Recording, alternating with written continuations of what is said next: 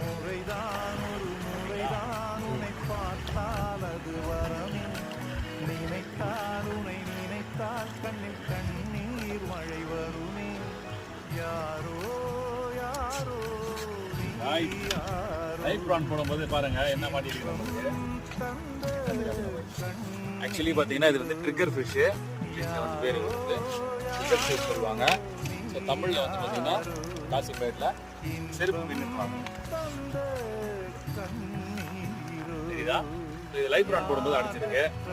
மீன் வந்து நம்ம சாப்பிட மாட்டோம். சில பேர் சாப்பிடுவாங்க, சில பேர்